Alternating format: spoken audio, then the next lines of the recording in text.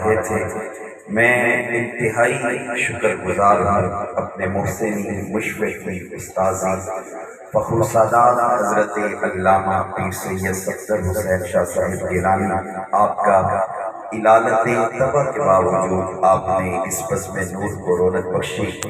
میں شکر ادا کرتا ہوں پیر طریقت رہبر شریعت صاحبزادہ والا شان حضرت صاحبزادہ پیر سید ابن الحسن شاہ صاحب گیلانی زیدہ شرفہ ولی عہد آستانہ عالیہ پیغام شریف، آپ بھی سجادہ نشین آستانہ عالیہ پیغام شریف، آپ بھی تشریف فرما ہوئے۔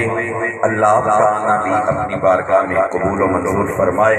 حضور خطیب الاسلام جیسا کہ علامہ حمزہ علی قادری صاحب فرما رہے تھے، واللہ بخدا میں نے انگلینڈ میں بھی دیکھا، میں نے اور بھی کئی علاقوں میں دیکھا، ملک والوں یہ ایسی ہستی ہے جن سے صرف ہم پیار نہیں کرتے، سارا جہان ہی پیار کرتا ہے۔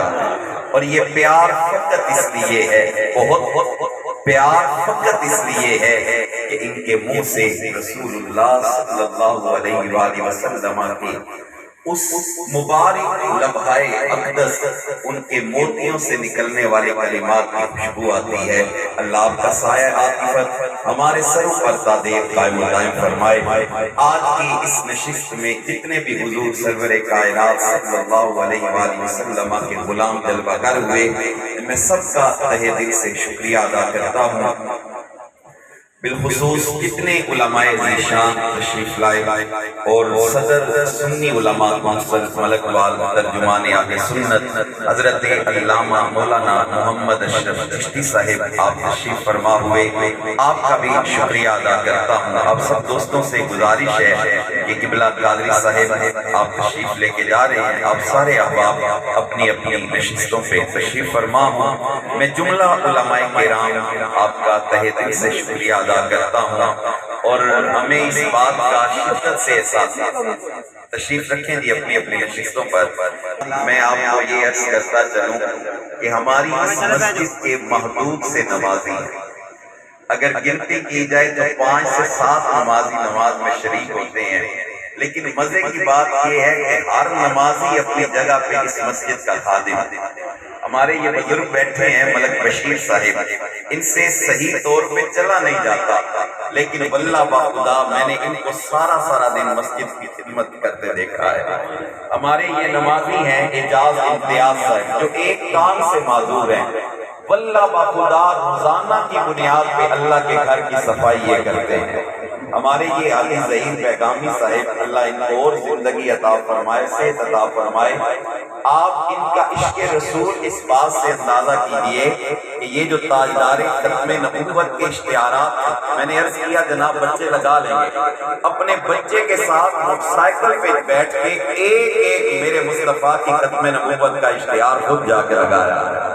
اسی طرح ہمارے خواجہ اخلاق صاحب ہیں، وہ ماشاءاللہ اس مسجد کا کوئی کام صف اول کے اندر، ہمارے ملک برادران ہیں، ملک شبیر صاحب، ملک جاوید صاحب، اور 2 میرے عزیز ہیں مزمل ضیاء اسیف، اور اسی طرح غلام گوش، یہ سارے کے سارے اپنے طور پہ مسجد کے خدمتگار ہیں۔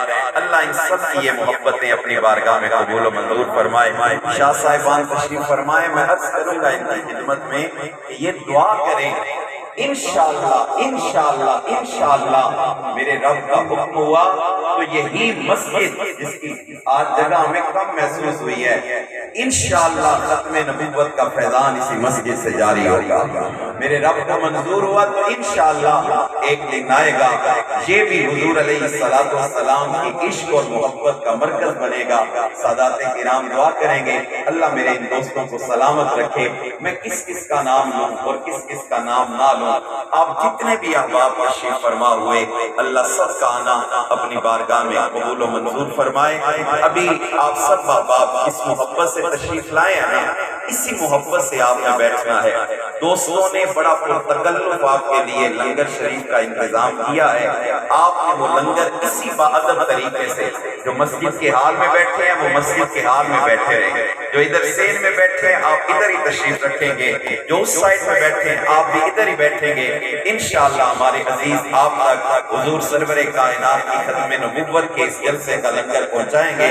ایک شعر صلاۃ و سلام کا، اس کے بعد میں قبلہ حضرت صاحب کی خدمت میں عرض کروں گا کہ آپ دعائے خیر سے اور ہمارے بالخصوص حاجی صاحب ظہیر صاحب ان کے والدین کے لیے، ان کی صحت کے لیے خصوصی دعا کریں، اللہ ان کے والدین کی بخشش فرمائے، ان کی ہمشیرگان اور ہماری اس مسجد کے سابقہ جتنے خدمتگار تھے، ہمارے عادی غلام مصطفیٰ صاحب، ہمارے ملک جاوید صاحب کے والد محترم صغیر صاحب جو اس مسجد کے سابق مؤذن تھے، اور جتنے بھی لوگ اس صلاۃ و سلام کا اس کے بعد انشاءاللہ